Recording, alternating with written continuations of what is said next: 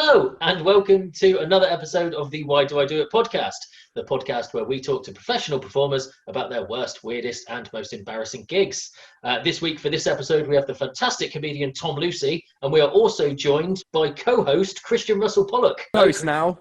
Co-host, that's it. I was guest host last week. Love it. Working my way up. It's only a matter of time before you're out and I'm in, and it's just main host. I'm usurping. Christian and Ben's a regular listener. Yeah, I'm doing a coup. I love it. Great episode this week, mate, wasn't it? Very funny. Lovely man. Yeah. I mean, I say man. I mean, he is definitely a man now, but I couldn't believe how young he was when he started. I know.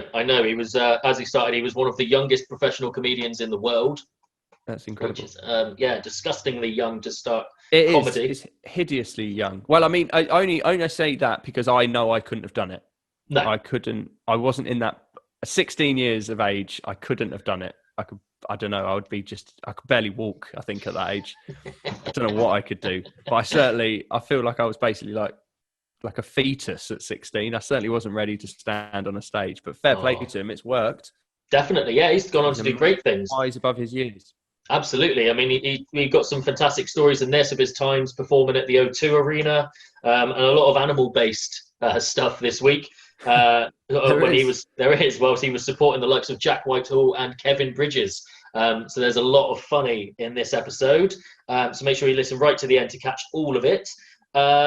Just quickly before we start, we've had some correspondence this week.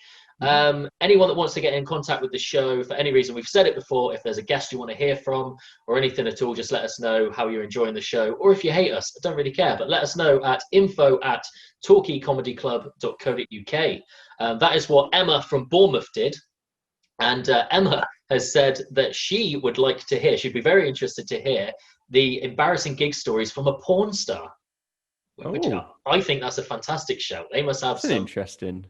They must have some great stories to tell of embarrassing. They would.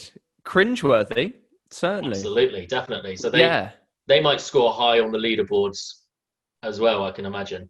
Yeah, I think they might well do. That's interesting. I like that.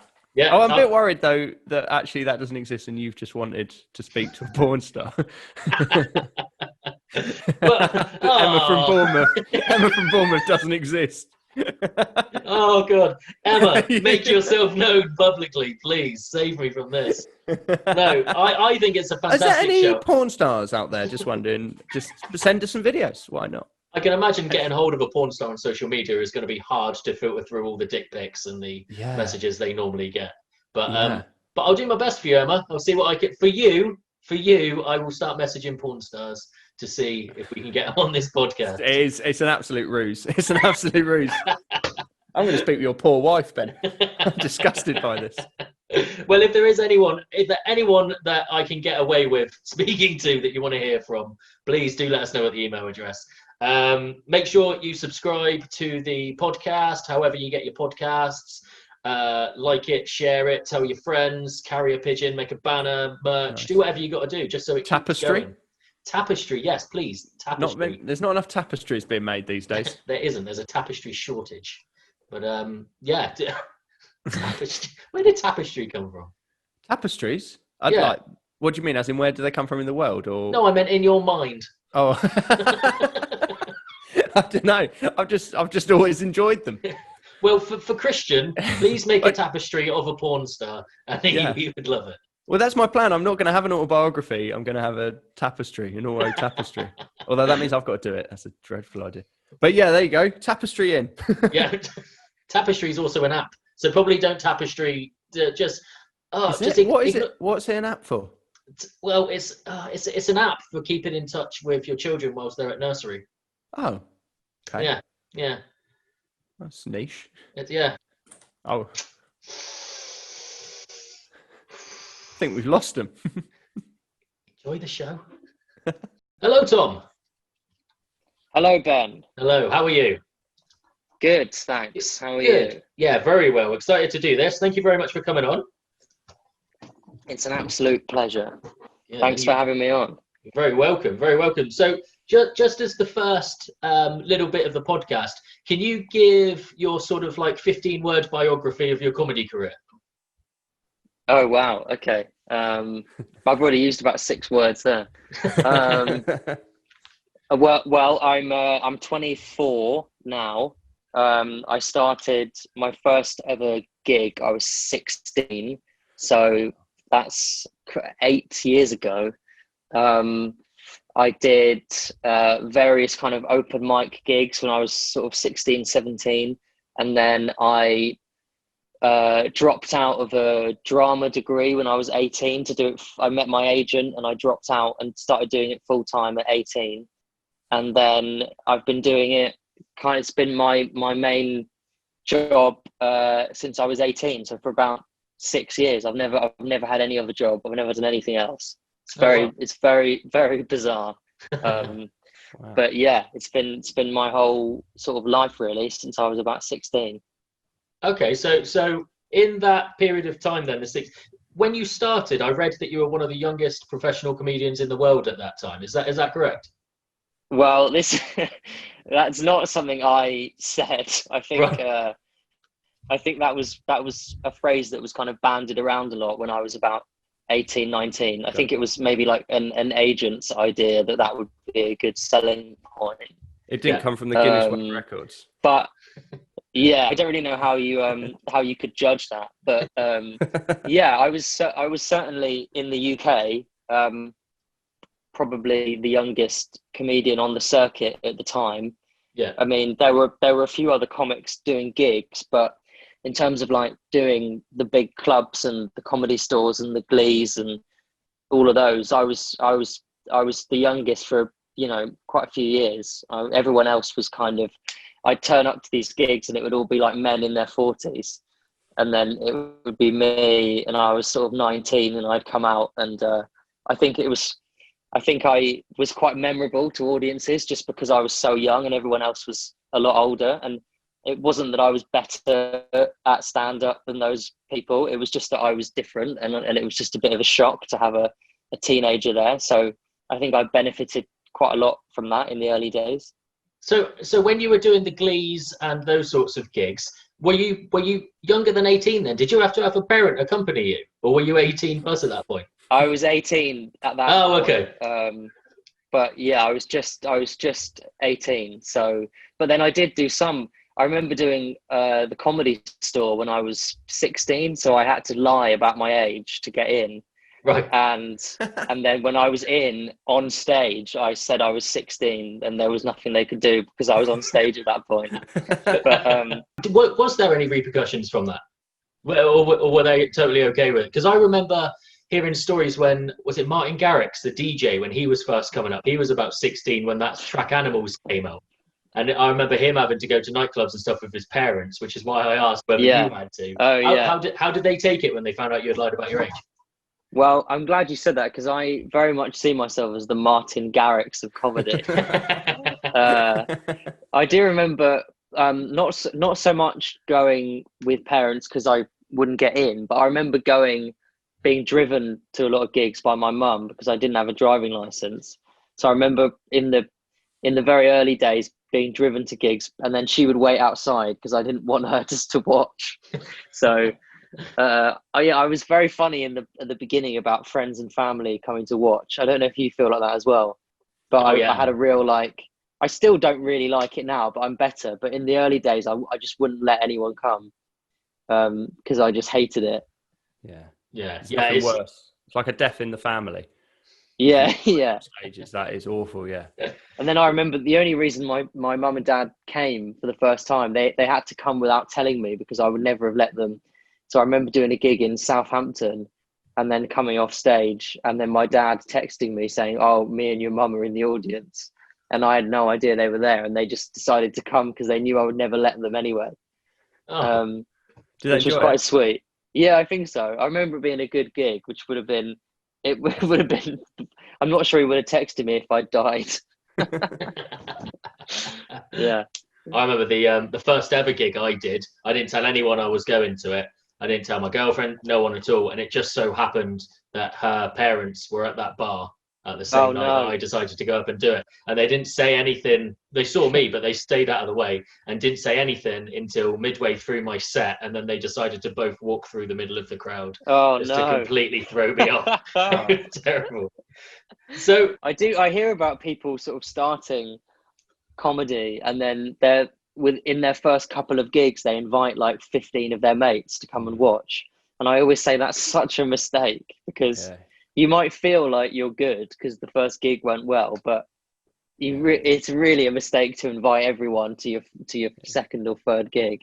Yeah, it's like definitely. A psychopath's level of confidence that. Yeah, I don't trust it. But I think everyone has it because if your first couple of gigs go well, you do sort of go, oh, this is a lot, I can do this. This is a lot easier than I thought. And then you keep going and then eventually you have your first like proper death. And then all that confidence comes crashing down. Well, it's exactly what this podcast is all about. Those moments where you bomb or just the worst, weirdest, most embarrassing gigs. Have you got any that stick out in your mind as like just the go-to horror stories? I mean, there's so many. I mean, I think if you talk to any comedian and you say, what's the worst gig you've ever done? About 25 gigs flash through their head. Yeah. I mean, just odd experiences. Like, I remember doing one when I was about 18 or 19, being invited to do this gig in Milton Keynes for this promoter who I don't think is around anymore, and you'll find out why now. But I remember he said, I've got this gig in Milton Keynes. There's no money, but I'll provide all the transport. So me and like 3 other open spots agreed to do it. And then he said, okay, meet me at like King's Cross station at 1:00 on Friday or whatever. So we went to meet this guy and he had rented a white transit van. And I think what he'd meant to do was rent like a minibus so that we could sit in the back, but he'd actually got a sort of transit van. So me and these 3 other comics who I'd never met before got in the back of a van and sat like on the floor of a van and drove to Milton Keynes in the dark. And then did this horrendous gig that no one came to, and then got driven back in the back of a van like we were sort of like stowaways. Yeah.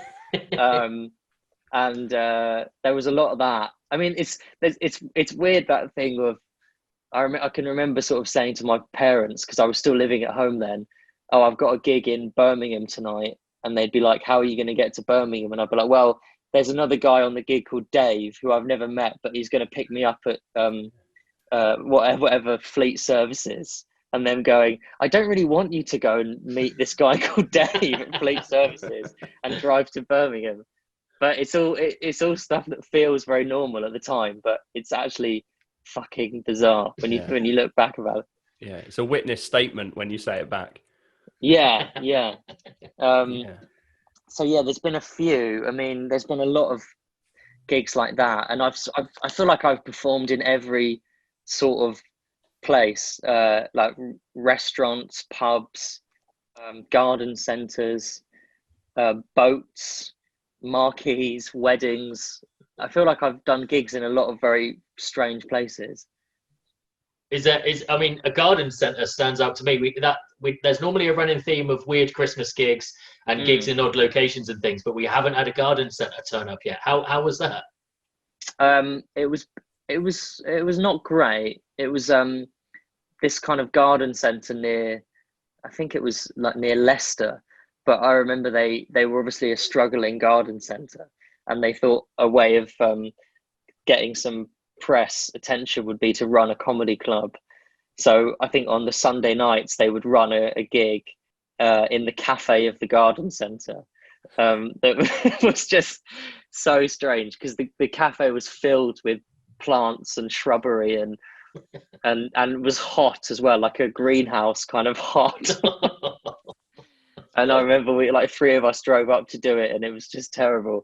But then the weird thing is that at the time, even though that stuff feels really kind of depressing and you sort of wonder what you're doing, I am glad that you do all those gigs, because when you think back at them a few years later, there is a sort of a sort of pride that you did all that stuff, and there's a real like sense of camaraderie amongst the comedians that you all get through that stuff together.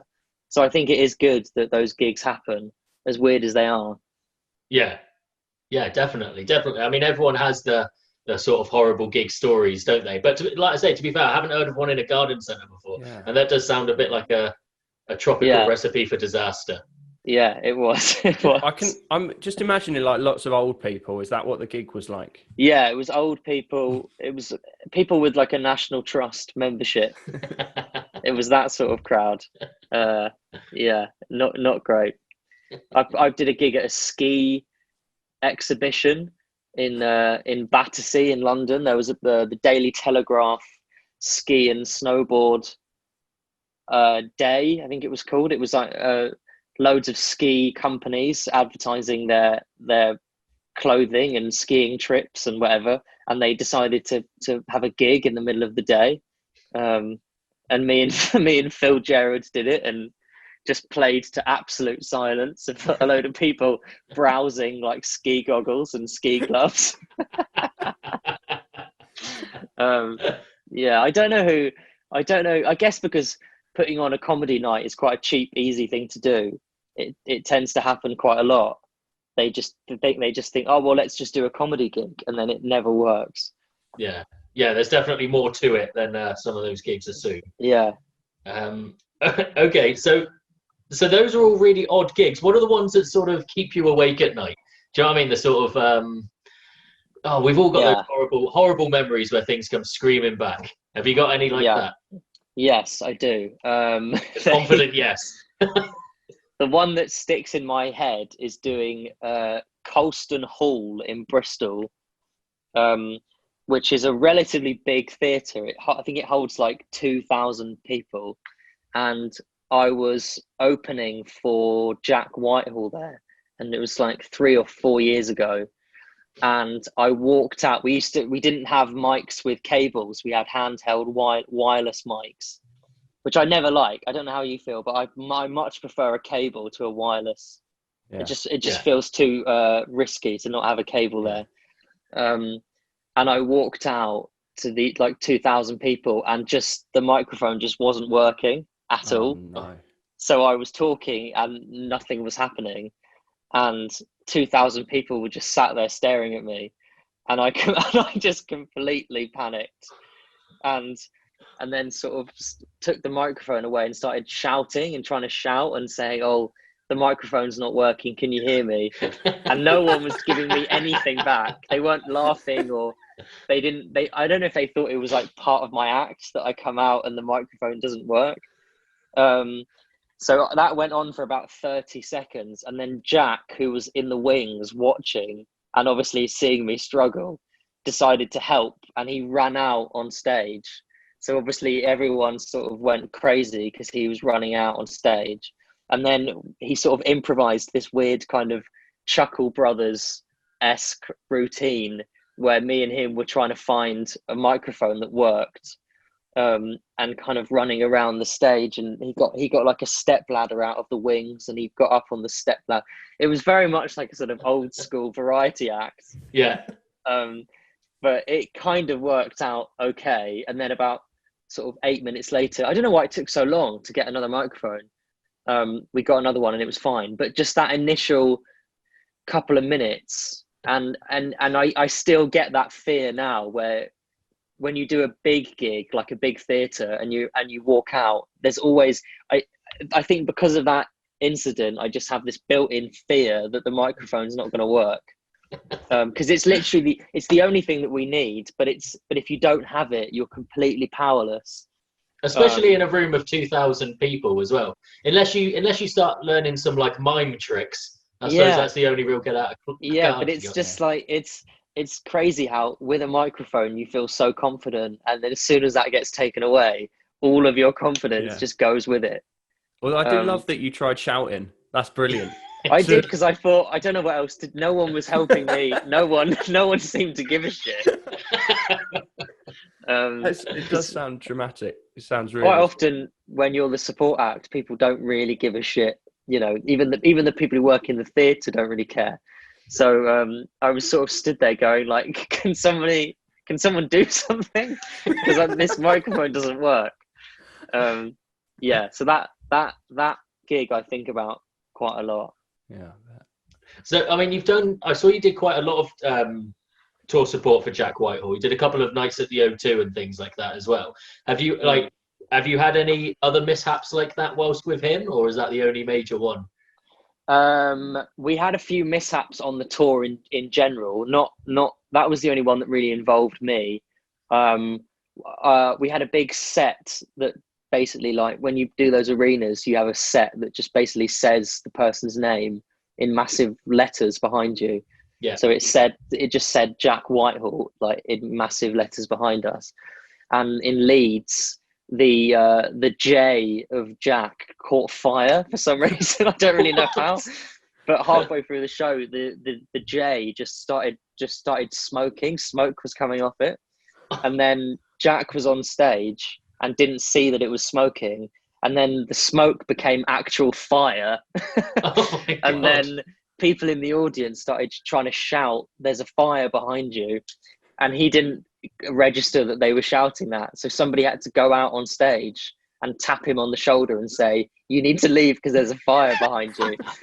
So he had to leave the stage for like 5 minutes while they put this fire out, and then he came back on. But it was quite dramatic. I mean, sure, the audience is going to help when there's a fire, but when a microphone's not working, where are they then? Yeah, no one gives a shit if the microphone's not working. But if there's a fire, yeah. So that was and he also, I've done 2 tours with him, and the first tour that we did in the arenas, he came out on stage on horseback. He used to ride a horse on stage. So we basically traveled around the country with a horse in a horse box, which was really depressing, because on the last day of the tour, I was chatting to the horse's trainer, and I found out that the horse was being paid more than I was for the gig. So that was that, and I only found that out on the last day. And all the horse had to do was he had to just get ridden onto stage and then off again. You could have done so that. It was, yeah. I mean, actually in the theatres. So before we did the arenas, we did like 2 months of theatres, and obviously you can't bring a horse into a theatre. So me and Johnny, who was the tour manager, used to put on a horse costume, and Jack would ride us onto the stage. So that was a little demeaning. I remember him saying to me, "Have you ever opened for anyone else before who's ridden you onto the stage?" So yeah, that was like a sort of travelling circus, to be honest. I can't imagine the logistics behind coming up with the idea to ride a horse onto stage and to somehow see that through to the end for an entire tour. It was incredible, really. It's such a funny idea as well, because it's exactly his persona of being like a sort of posh guy. It's kind of exactly what you would hope he would do, is ride a horse onto stage. Yeah. So yeah, it was really funny. Yeah. And I also love the idea that for a brief moment, whilst that lettering was on fire and the audience pointed it out to him, there must have been a moment where he was thinking, "This is a weird heckle." Like, yeah. How do you tend to get a lot of weird heckles? I just thought of another one, actually. Oh, go on. There was a similar incident in Glasgow, I think it was. This was not with Jack, though. This was with Kevin Bridges, and Kevin's got a really cute Labrador called Annie. Right. And he would quite often bring Annie to the gigs, and she would just sit backstage, and he just liked having his dog there, which was quite nice. But we were doing this gig, I think it was in Glasgow, but it may have been somewhere else. And he went on stage to do his hour, and I was supposed to look after the dog while he was on stage, which was fine. But I left the dressing room and left the door open, and the dog just bolted out of the room and then started running down the corridor towards the stage. And I completely panicked, obviously, as you would. And the dog got through the curtain and was sat in the wings watching Kevin on stage. and I was sort of trying to approach the dog without scaring it, so it ran onto the stage, and sort of trying to get it to come towards me without saying anything, because he's on stage. So I was kind of whispering Annie and trying to get her to come towards me. And then Kevin did some joke where he shouted some word, and Annie obviously recognized his voice and just ran across the back of the stage. So Kevin was on stage, and suddenly the audience just went mad because a dog had ran on behind him, and he completely like shat himself because he was in the middle of like the setup to a joke, and suddenly the whole audience just cheered and went wild. And then he turned around and his dog was behind him, and I had to come on and put the dog back on the lead and take it off the stage. Oh my God. It's really nice to know, though. I don't know if it ever happened to you, but at my school, we had a dog come onto the playground, and our class saw it, and everyone went mental. So it's really nice to know you don't outgrow that. You get to a point where you see it. I don't know what it is about. Anytime you see a dog running onto a stage, people lose their minds. Crufts must be crazy. Yeah, I'd love to go to Crufts. I've never been, but I think you'd be a natural. I love all the animal stories. It's like you're sort of like there's quite a few. I've been involved trainer. in a lot of, I've been involved in a lot of animal mishaps. I don't really know why. Yeah. Sorry, I make notes as we go. I'll edit this out, obviously. We make notes as we go, but I'll just write it down Labrador at that weird, awkward pause there. Okay, so a lot of animal-based chaos as we go, and a lot with Kevin Bridges and Jack Whitehall and things. Is that I always imagine, and it does surprise me because a lot of the stories from this podcast have come out of like the bigger shows and the tour support shows and things like that, where things like this, I always imagine it's going to happen at the Garden Centre gig. Do you know what I mean? Or something like that. Is it, primarily, have you had these sort of experiences on the larger side? I don't know. I mean, I guess the stakes are a bit higher in those big gigs. So when things do go wrong, they feel like more of a drama than if something goes wrong at the Garden Centre. Because I think at the Garden Centre, you're expecting something to go wrong. Even the audience is sat there thinking something's going to go wrong here. Whereas when you're at those really sort of professional, slick tour shows, there is an element of they paid quite good money to be there, and you're in a proper theatre, and they're seeing someone off the TV. So I think when things go wrong there, they're a lot more dramatic than the club gigs. But no, I mean, I think just as many things go wrong at club gigs. It's just maybe slightly less pressure. Yeah. So what about, because you've done a lot of TV work as well, you've done the roast battle and a lot with Comedy Central and things like that. That always, I've obviously never done anything like that. To me, that feels like the sort of place where you've got the high pressure and you've got the likelihood that something will go wrong. How did you find particularly the roast battle and things? How well prepared were you with that, with who you're up against and that experience as a whole? It was really fun. I did find it really nerve-wracking, the roast battle. Of all the TV things I've done, that was the one I found the most stressful, just because it's a very kind of intense environment, and when you actually film it, the way they kind of rally up the audience into like a sort of bear pit, because they want it to be like a really sort of combative environment. So when you're waiting to do it, it is quite terrifying. But at the same time, you get like a month maybe to prepare for it. So I found out I did it with Nigel Ng, and I found out I was going to do it with him about a month before. And I didn't really know Nigel very well. So we kind of went for lunch a few times and kind of sort of got to know each other a bit, because we knew we were doing this roast battle.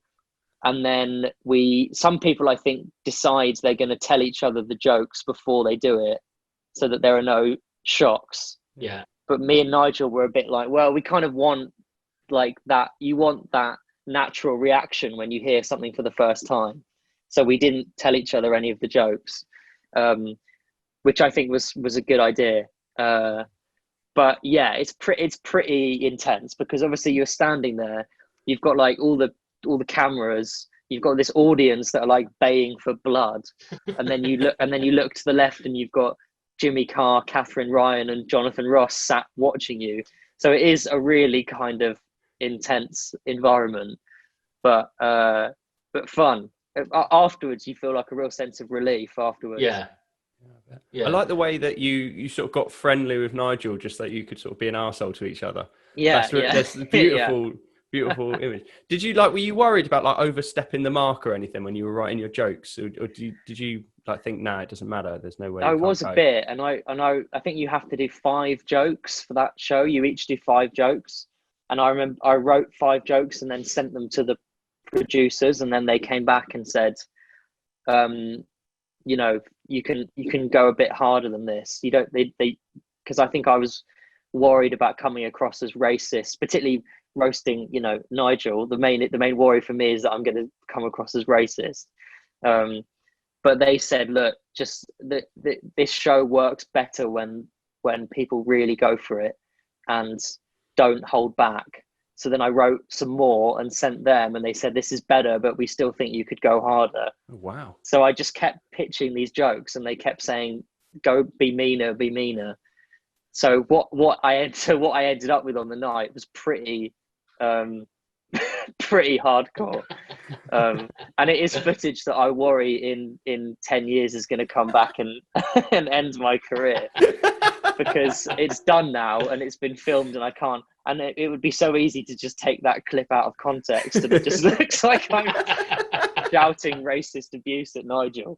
So, but no, it's great. And I think the ones that do really well on that show are the ones where they really go for it and they're not holding back. So I think that is the only way to do it is just to really go for it. Yeah. So yeah, I mean, I completely understand. It would be so easy for that in the future when things have changed, times have moved on even further from they are now. There's a lot of comedians that have performed on that show, and it hadn't actually occurred to me how in 10 years or so that would be perceived. And I can imagine just before the gig you worrying about that as well. I was. Well, there was one actually. There's a friend of mine called Aidan, who's a writer. He was working on the show, and about like 10 minutes before we started filming, he came up to me and he said, I've had this idea for a joke that I think would be really funny for you to do. And he said, you don't have to do it, obviously, but I just thought of it. And he said, why don't you, halfway through the act, get a fortune cookie out of your pocket and crack it, and then pull out the note, and then look at Nigel. Am I allowed to swear on this? You can bleep it, can't you? Yeah. And then just look at Nigel and say, you're a cunt, right? And he said, I think that would be really funny. But he literally thought of that like 10 minutes before, and then I went, oh yeah, that's really funny, we should do that. And then he went off out into the street to try and find a fortune cookie from somewhere. So he went to like a Chinese restaurant around the corner and said, can I buy one fortune cookie off you? And then he came back with it, and then I did it on the show like 10 minutes later. But that was one of those things where you're like, oh, is this funny, or is this am I just getting caught up in the moment? Because he only pitched it 10 minutes ago. But yeah, it was fine. So that's a ballsy move. That's a very ballsy move. So you didn't have to clear that one with the producers or anything? Well, maybe we should have done. We didn't. But I guess I mean, he said, look, if they don't like it, they'll just cut it out. Yeah, so it doesn't really matter. That's true. But I think it ended up in the show. It did, yeah. It's definitely in there. Yeah, it's like behind the scenes content that you've sort of given people when they watch that clip. Now they'll know where that fortune cookie was bought. Yeah. Minute it was bought. But I think those things are sometimes, you can prepare and plan for those shows as much as you want, and I think you should, and it makes you feel a lot calmer if you have done preparation for it. But often the best bits are the ones that you think of like when you get there, or during the recording, or those little ideas that pop into your head are sometimes better than the things you've written 2 weeks ago. Yeah. So I think you just have to like trust your instincts that I think this is funny, so I'm going to do it. And if it's not funny, then they'll just cut it out anyway. So it doesn't really matter. Yeah. I suppose that's the joy of TV. You can, you can do things like that and send your mate off to try and find a fortune cookie, and Yeah, like the exactly, weirdest episode of The Apprentice ever. Okay, Yeah. so right, okay, so at the end of the podcast now, so what we do is I give you a collective score. So what we do is I score you, and I'm gonna factor in all of the stories that you've given us combined, and we mark you on 3 counts. First of all, it's the story's cringeworthiness. Yeah. Secondly, mental scars, and thirdly, how it's changed you as a person. Okay. Now, working through, I've made notes. We've got the Milton Keynes kidnapping. Yeah. Yeah. That was a big one. We've got the Colston Hall mime gig. Yeah. The Flaming J. Yes. And being ridden onto stage and roast battle racism. So I feel like I'm in a therapy session. You're bringing up all these. Just hearing you list them, man, that's every bad feeling I've had in the last 5 years. Well, I mean, it's cringeworthiness. It's gonna score high. I mean, how long it took you to get a microphone back when that one wasn't working? I think that's and also being ridden onto stage as well. That's high. So it's a solid 5 out of 5 for the cringeworthiness. Especially being ridden on to replace a horse that's paid more than you. It's all sorts of heartbreaking. Well, it was quite funny because the horse that we had on the tour was quite an accomplished horse. He'd been on loads of TV shows and films, and so he was very like cool and calm, the horse. He was very much like, I don't really give a shit about this. The Tom Cruise of horses. Yeah, he was just sort of in his trailer smoking, and then he would come out. Yeah, he was cool. Well, we're gonna on mental scars as well. I've got to go on mental scars, and I'm gonna factor in the mental scars that you getting picked up by strange men as a young man would have inflicted on your parents. So I mean, that's another high one. That's going to be a solid 4 out of 5 for mental scars. I've not been in a van since, so it's clearly affected me. Well, that leads me on to the last one of how it's changed you as a person. I feel only you are qualified. Out of those stories, out of 5, what score would you give yourself for how it's changed you? I mean, it's not changed me enough to make me stop doing comedy, which I guess would be the logical thing to do if you were kidnapped and taken to Milton Keynes.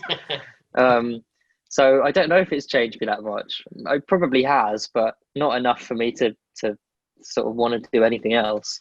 So I enjoy that though. I enjoy the weirdness of comedy and the kind of the odd people that you meet and the odd experiences you have. I think it's such a weird industry, and it attracts such oddballs, and just you can't sort of pinpoint any one characteristic about people who work in comedy. They come from like all walks of life. There's people with all the money in the world, people with no money, people from incredibly posh backgrounds, people from the roughest background. I kind of love the fact that it's all this weird group of people, and no matter how famous or successful you get, you still have these weird experiences that you can't avoid. So I kind of love that about it. So yeah, I think it has changed me, but I wouldn't do anything else. So it's got to be a low old score. Would 2 be a safe score for that one? Let's go for 2. Yeah. Okay, so collectively then that gives you a score of 11 out of 15. And in true therapy style, how do you feel about 11 out of 15? Well, I mean, what have your other guests scored? I'm very competitive. I think Jake Lambert is top at the minute with a 14 out of 15. He got 14 out of 15. I believe so. Yeah. Oh, but okay. I feel like you're still at the top end of the Top Gear leaderboard. Is it like it's like the Top Gear board, is it? Yeah. We've got the leaderboards there. Yeah. Oh, well, I'm thrilled. Good. I'm glad you're happy. So just before we go, how can people find you? What do you want to promote? What have you got going on? Well, I mean, I'm on all the social media platforms. Yeah, I'm not on TikTok because I just don't want to be on TikTok. Yeah, you're not an 8-year-old girl, so that's fine. Having said that, I'm not on Twitter either. I have a Twitter account, but I've never tweeted. So, there's no point following me on Twitter. Instagram is the one I probably like the most. And then what's happening? I'm doing a few gigs just as the gigs are sort of starting to come back. I'm doing a few of them. I'm doing there's a BBC show called Stand Up for Comedy, which is like a sort of they're filming 6 episodes of basically people doing stand up, and I'm doing one of them. We're doing it in Bristol next week. Brilliant. So I think that will be out at the end of September, maybe on iPlayer. So you can watch that, or you can go to YouTube and watch any of my previous work, including a very racist appearance on Roast Battle. So yeah, there's lots of stuff to watch. I would say YouTube probably, because there's not too many gigs happening at the moment. So yeah. I would say to go to YouTube and watch old stuff. Okay, well, we'll make sure then that we add all the links on the description, so the listeners and people watching on YouTube click on the links below to check out more of Tom Lucy and to follow him on socials. Yes, please do.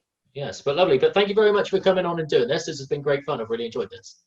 Thanks for having me on. Much. Cheers, Tom. Cheers, mate. Have a good day. Thank you. Cheers.